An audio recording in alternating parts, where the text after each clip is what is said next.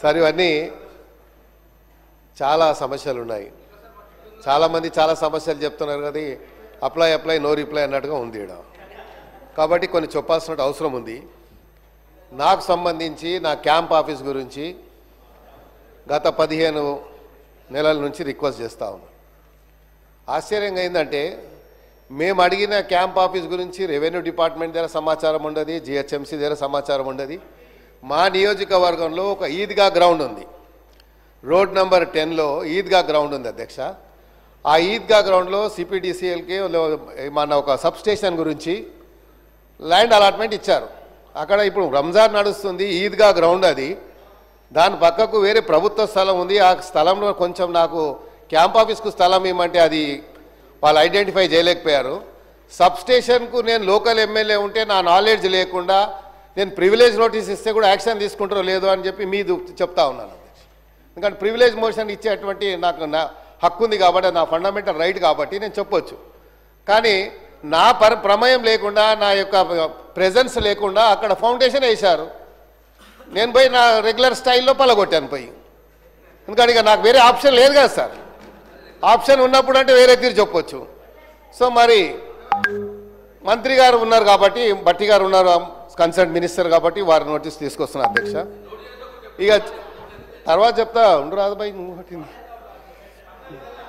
Sir. రెండోది అదే చెప్తున్నా, నోట్ అంటారు తర్వాత నోట్ అంటారు రిప్లై వస్తుంది. అబ్బాయి నువ్వు చూడలేదా సార్? ఇంకోటి, నేను రీసెంట్లీ ఒక గవర్నమెంట్ స్కూల్కి వెళ్ళాను అధ్యక్ష.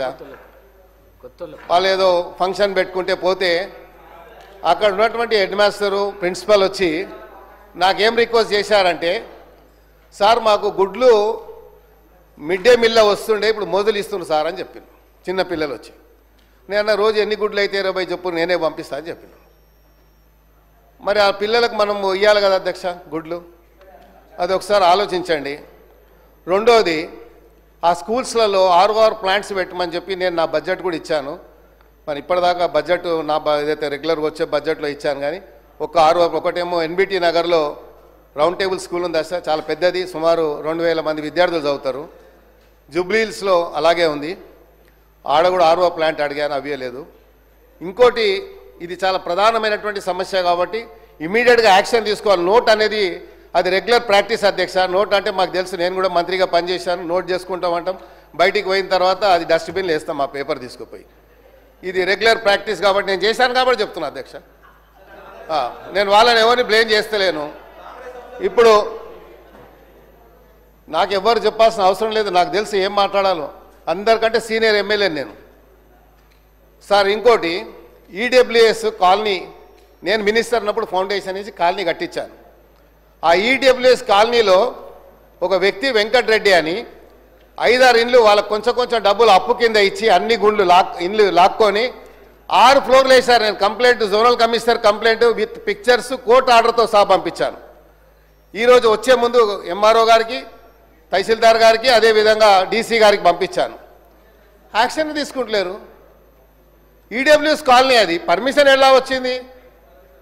ఇక్కడ కిట్టుకు ఏంటంటే మా దగ్గర ఉన్న టౌన్ ప్లానింగ్ ACP చిన్న పేపర్స్ పెట్టుకున్నారు. మొన్న ముఖ్యమంత్రి గారు చెప్పారు వారి కన్సర్న్తో.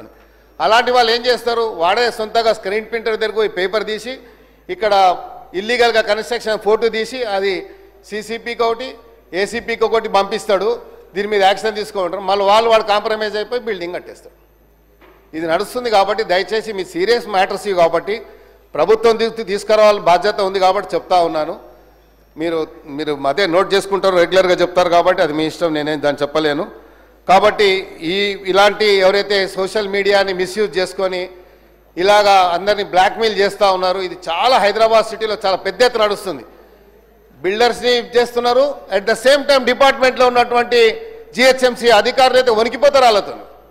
ఎమ్మెల్యే ఫోన్ చేసినా, మినిస్టర్ ఫోన్ చేసినా భయపడడు. కానీ ఆ సోషల్ మీడియా వాడు ఒక ఫోన్ చేస్తే మాత్రం సార్ నేను యాక్షన్ తీసుకుంటా అంటాడు. ఇద్దరు కూర్చొని లావాదేవీ జరిగిపోతుంది. సో ఇవన్నీ జరుగుతున్నాయి కాబట్టి క్యాంప్ ఆఫీస్ విషయంలో సీరియస్గా తీసుకోండి. తర్వాత ఈ ఈడబ్ల్యూఎస్ కాలనీ ఏదైతే ఇల్లీగల్గా కట్టాడో అది ఇమ్మీడియట్గా డెమాలిష్ చేయాలి. ఎందుకంటే పబ్లిక్ అంతా వచ్చి నా మీద పడతా ఉన్నారు. క్యాంప్ ఆఫీస్ లేకుండా నేను హైదరాబాద్ సిటీలో ఉంటా కాబట్టి వందల మందితో డైలీ ఇంటరాక్షన్ ఉంటుంది అధ్యక్ష. వాళ్ళని కూర్చోబెట్టుకోవడానికి కూడా మనకు ఇబ్బంది అవుతుంది కాబట్టి నా క్యాంప్ ఆఫీస్ గురించి కూడా దయచేసి మరి నోట్ చేసుకుంటారని చెప్తారు కాబట్టి మీరు ఒక డైరెక్షన్ ఇవ్వండి. Thank you.